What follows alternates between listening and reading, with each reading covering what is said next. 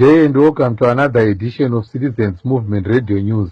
Today is Thursday, 30 October 2025. I'm Bernard Stele, ready to bring you the latest news and updates. Here are today's headlines on Citizens Movement Radio News.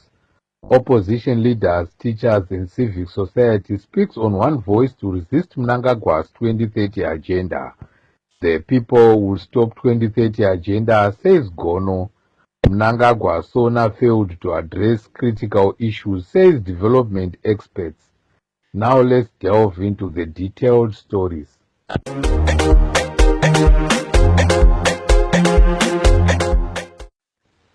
Yesterday evening, a public discussion was held by opposition leaders, teachers and civil society representatives on the need to stop Mr. Mnangagwa's 2030 agenda. The conversation took place online after police blocked scheduled press conferences in Bulawayo and Harare on Tuesday. Among the speakers were Job Scala, Tendai Biti, Silenko Simoyo, Prince Dubekos Banda, Obet Masaraure, and Jacob Ngarivume, while many more faced network issues.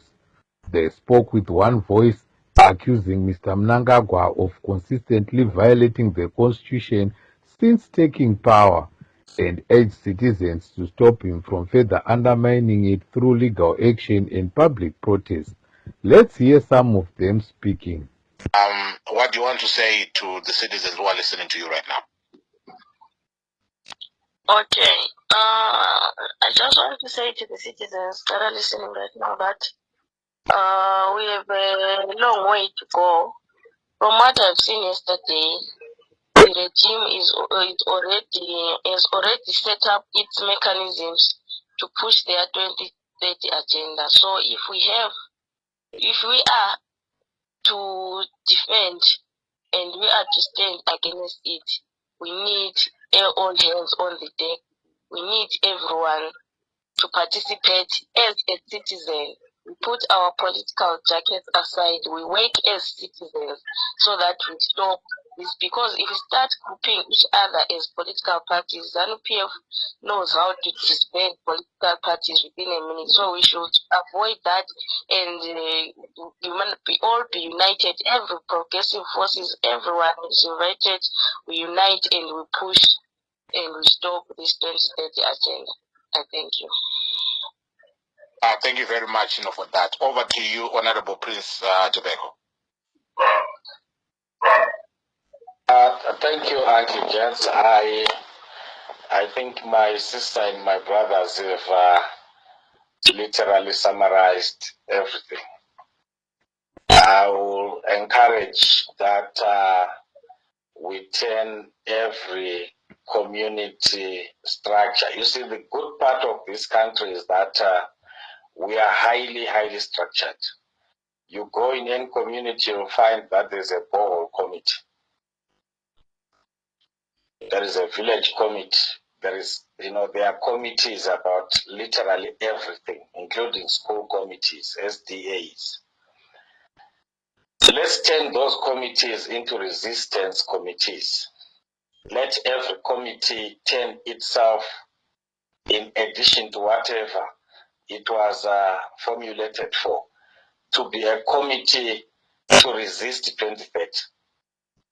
Passively, peacefully, non-violently, silently, we will be heard. And we need to develop a little bit of more endurance. It shall be shaky. There will be a lot of friction that is going to happen. There will be a lot of pain that is going to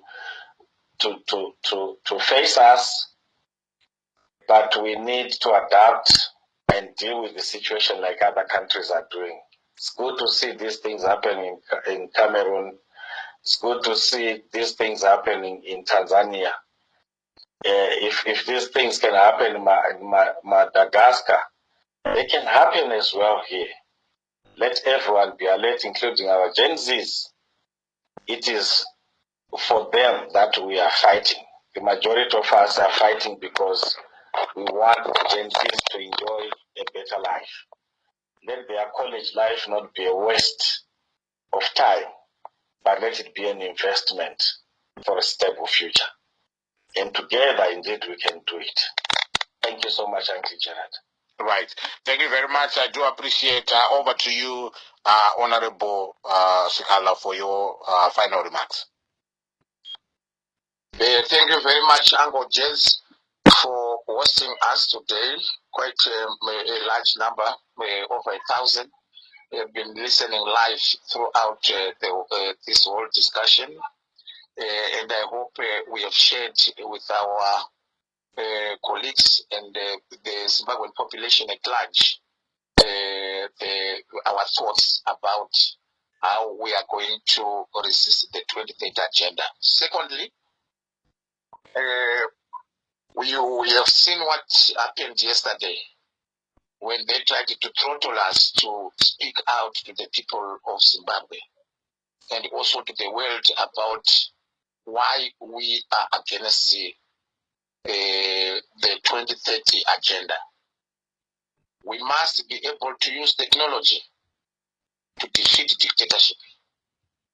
Dictatorship is still living in the past, where they don't know that there are now new means and methods for us to convey messages to the world, even against the difficult situations.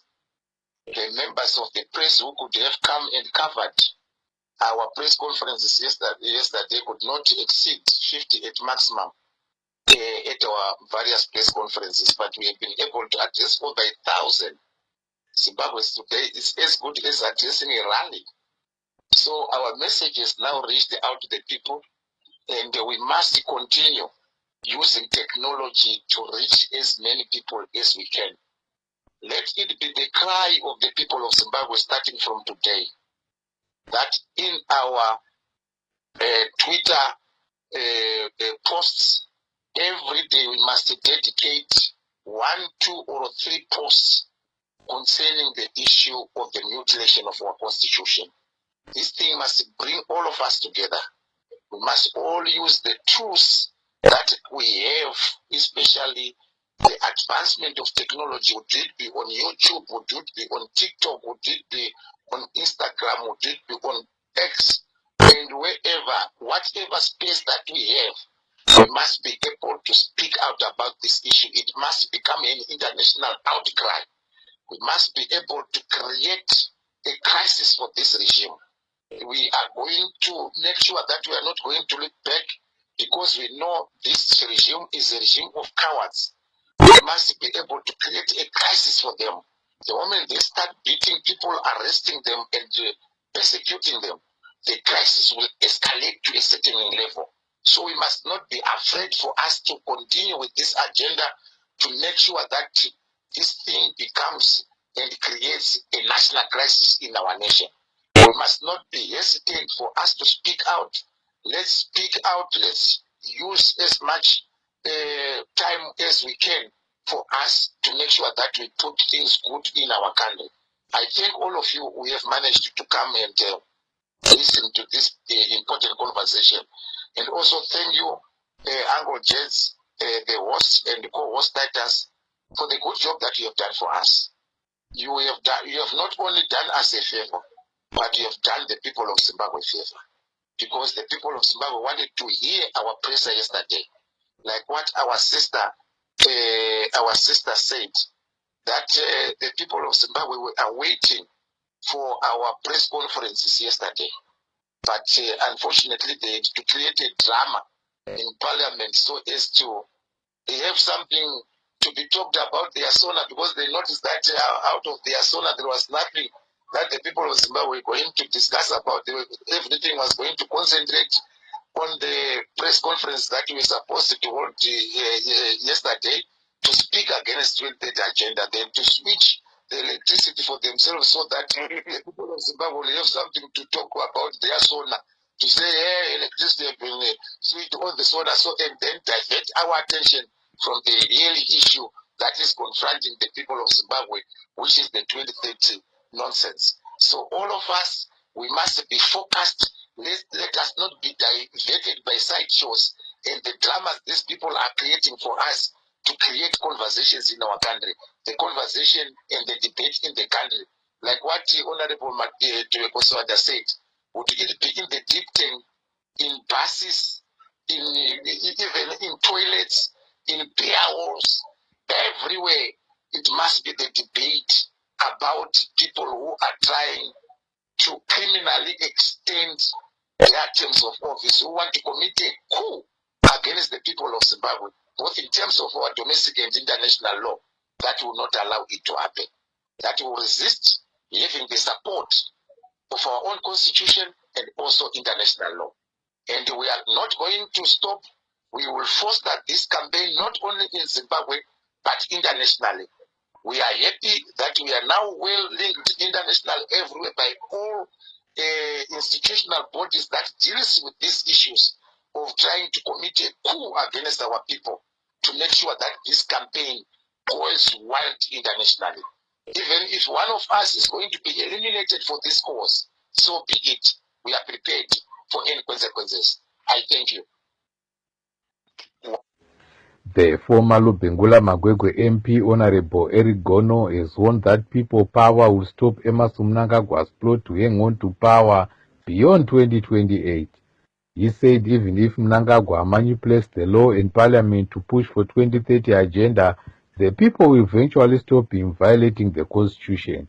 Gono said, well, if Mr. Mnangagwa and his people think that the people of Zimbabwe are going to fold their hands and watch them molest the constitution of Zimbabwe, they have got another thing coming.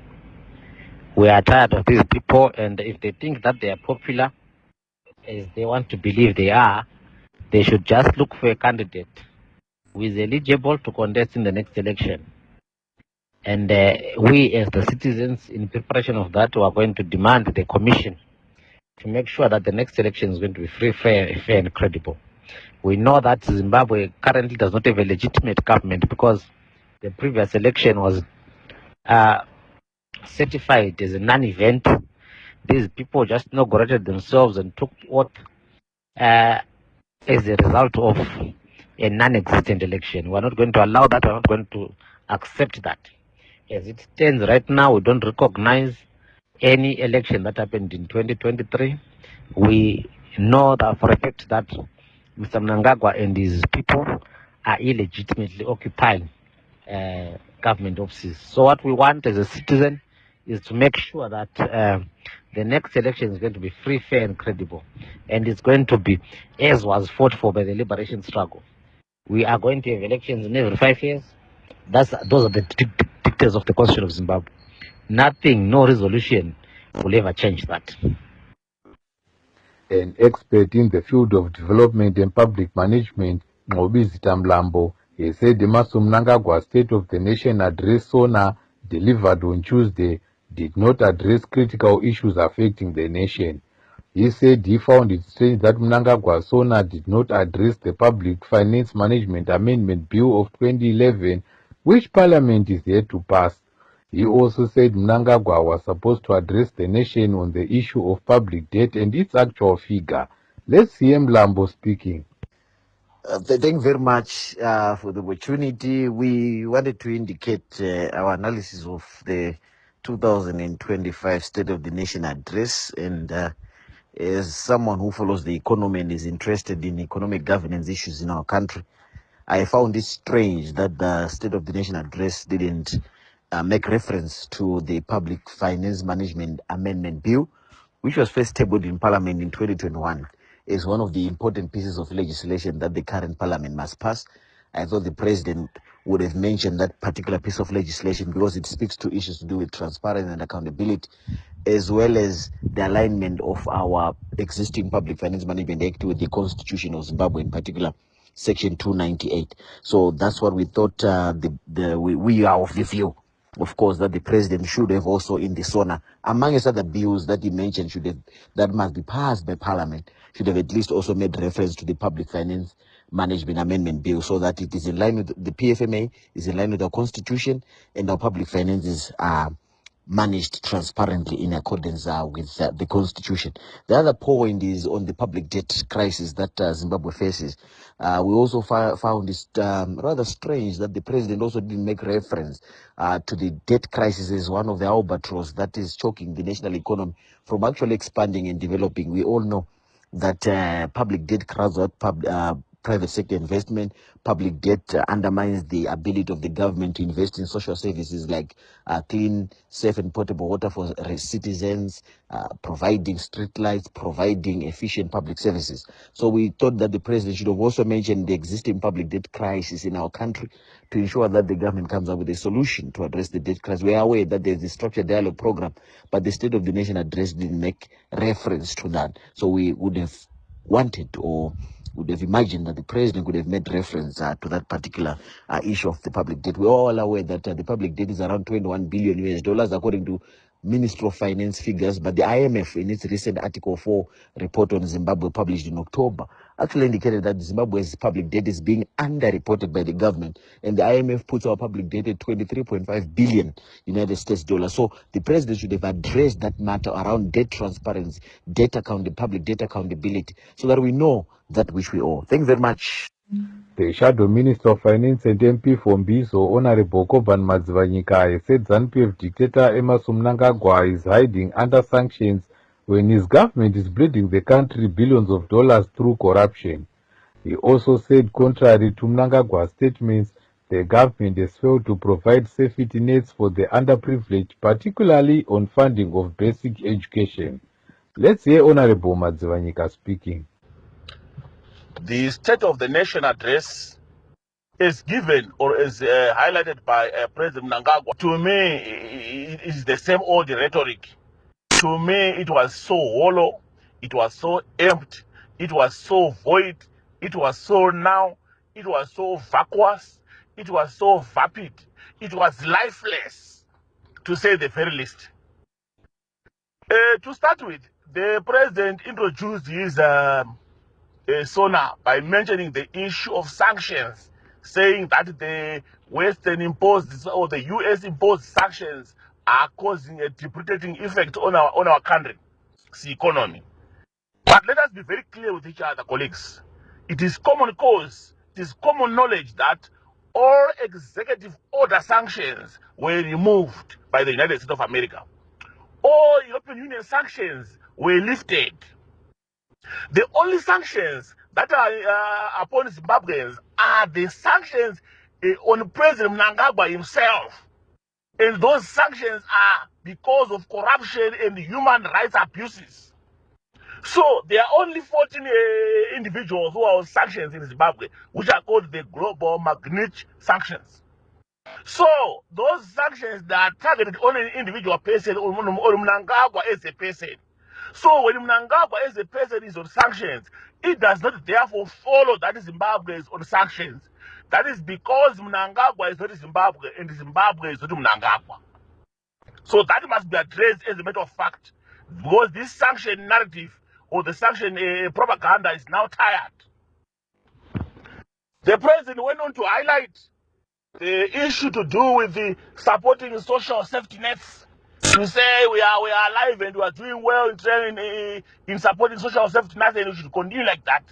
And on those social safety nets, he talked about the Pumbuza Intwasa scheme. He also talked about the issue of BIM, which is the Basic Education Assistance Module.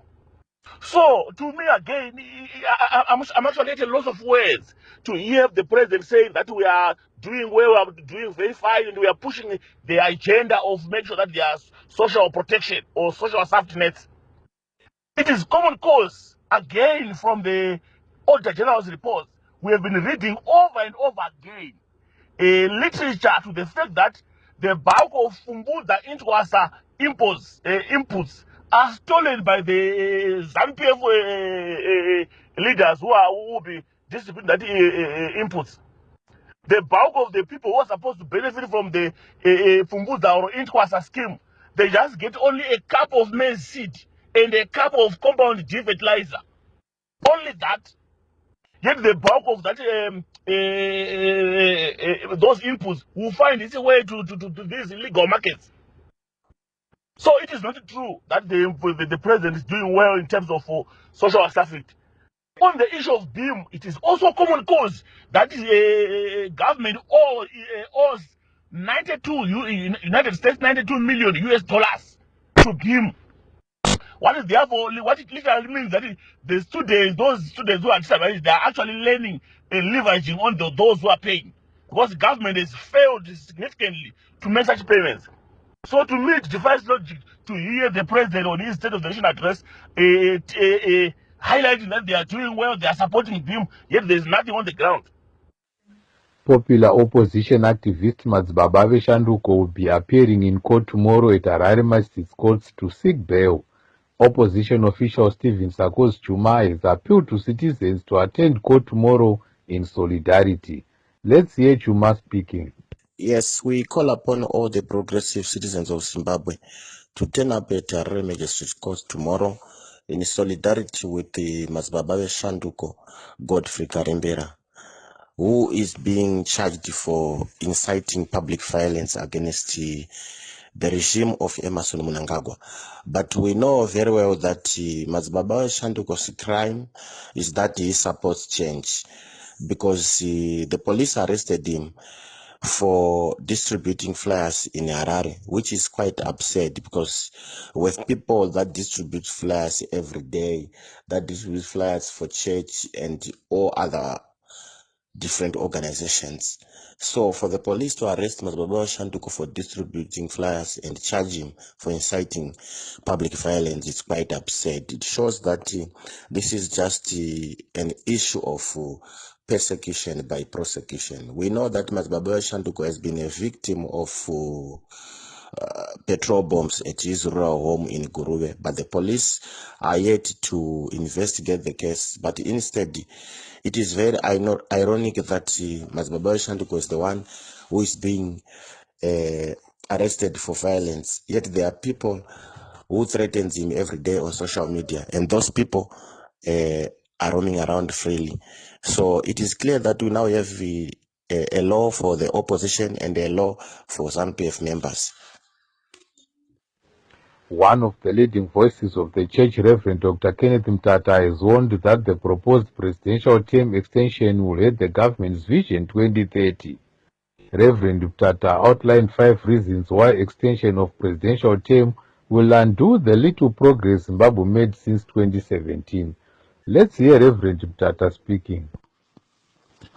My comment on the proposed extension of the presidential term raises questions regarding how this relates to the Vision 2030. My reflection is that if the extension is seen as a way to ensure the realization of the Vision 2030, I see contradictions, because of some 5 observations that I make. First is that such an extension would undermine all the hard work of international re-engagement that had been pursued since 2017. It will signal to global partners that Zimbabwe cannot be trusted to honor its own constitution and democratic commitments. Second, I think it will also jeopardize ongoing debt restructuring efforts. Zimbabwe's global financial and development partners have made good governance, respect for the rule of law, and political accountability as essential conditions for debt relief. You would remember the address by Dr. Adesina, the president of the African Development Bank, during the second dialogue platform on arrears clearance and debt resolution process for Zimbabwe in Harare on the 23rd of February in 2023, where this is clearly mentioned. So to appear abandoning the constitution will erode the fragile confidence that had been built in these negotiations. The third challenge that I see to Vision 2030 is that this extension will discourage investment. I understand that the recent Forbes magazine had identified Zimbabwe as one of the most attractive tourist destinations. But investors would be wary of systems that change rules to suit political convenience. Policy inconsistency and instability generally scare away the very capital that is needed for national economic recovery. The fourth challenge I see to Vision 2030 is that this term extension will also shatter the fragile social trust that had begun to form after years of political violence. The last few years had been generally peaceful, but coercive force and intimidation would be reactivated in order to enforce this unpopular measure. And this will reopen old wounds and further divide communities and the nation. My last observation is that this decision will also remove any chances of the president leaving any positive legacy. He will be classified with all the other leaders in the world that are remembered for clinging to power rather than being honored for serving with integrity and stepping aside at the right time with dignity. I see in all fronts that this proposed extension totally contradicts the intention to realize Vision 2030. Thank you. The spokesperson for the opposition, Promise Nkwananzi, said it is shocking that the police are yet to issue a statement or give an update with regards to arson attacks on property of citizens in Harare this week. Nkwananzi also challenged the police to give an update about their investigations on the issue. He said most citizens are losing confidence in the police due to their reluctance to pursue cases where opposition members are victims of violence from ZANU-PF thugs. This morning, Chitungwiza residents woke up to a heavy police presence around Honorable Job Scala's home in the Chaminuka ground, Macheka Square. The development coincides with Scala's 53rd birthday. Writing on social media, Scala expressed shock, saying the police presence was unnecessary since he had already postponed his planned celebrations at the venue in agreement with the Chitungwiza police commanding officer. As the country is preparing for a new planting season, opposition official in Mashonaland Central Sam Gondongo has called on ZANU-PF government to abandon its culture of partisan distribution of agricultural inputs. Gondongo said villagers who support the opposition are usually denied inputs under the presidential input scheme despite the program being funded by taxpayers' money. Gondongo said, as the country is preparing for a new planting season, in my central, we implore and call upon ZANU-PF-led government to abandon its culture of partisan distribution of agricultural inputs. Villagers who support the opposition are usually denied inputs under the presidential input scheme, despite the program being funded by taxpayers' money. The government should abolish its partisan policy where it denies opposition members the right to receive inputs from the government. It must be noted that there is a big difference between a political party and the government. And the proper constitution of Zimbabwe clarifies that a political party is not the government, because a political party is voted by a government is by the people and are the people. As such, ZANU-PF must not take government issues as political issues. They must not take political business as government business. You know, during campaigns, at times, or most of the times, they call upon for votes, over 5 million votes, but when it comes to distribution, they suffocate the masses and they start selecting, saying these ones are opposition members when it comes to distribution of inputs. At times, those people that are called the opposition members, they are the people that have got the potential to produce food for both domestic consumption and export. But because of the narrow-mindedness of ZANU-PF, they deny those with potential, and that reduces the food supply in our country. In my central, as a province, it is a hive of agricultural activity because of its weather and the soil. But our government, instead of giving adequate input to all deserving people, they deny the perceived opposition members, and only the ruling party members are given the input.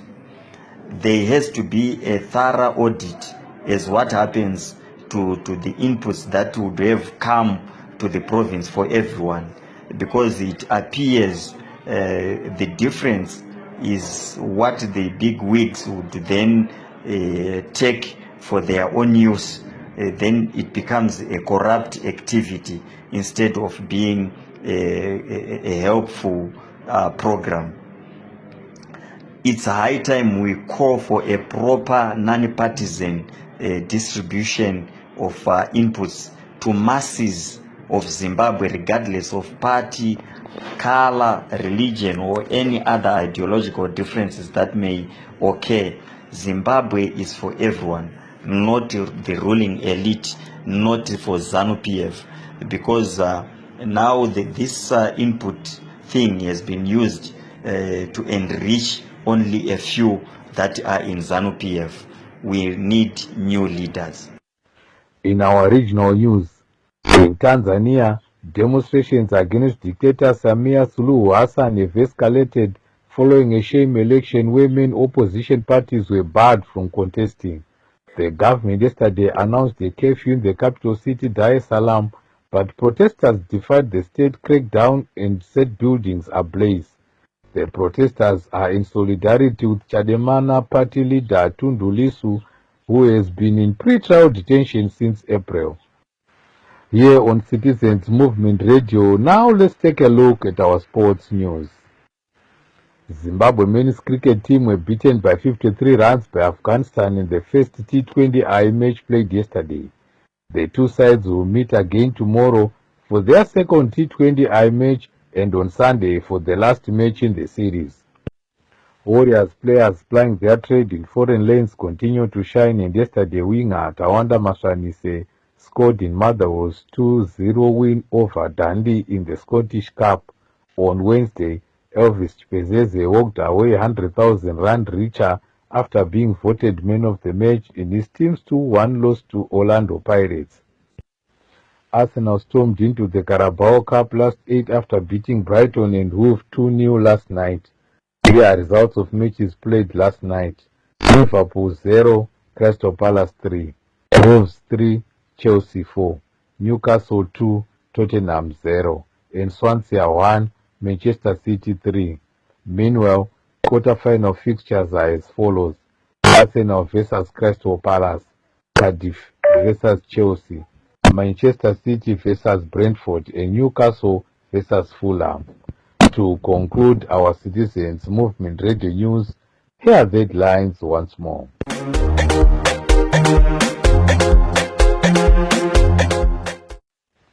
Opposition leaders, teachers and civic society speaks in one voice to resist Mnangagwa's 2030 agenda. The people will stop 2030 agenda, says Gono. Mnangagwa Sona failed to address critical issues, says development experts. The news on CMRI English was brought to you by Bernard Stele. Me and the whole team wishes you all a wonderful night. Enjoy yourselves and keep on tuned to Citizens Movement Radio. Meet me again in another news bulletin. Good night.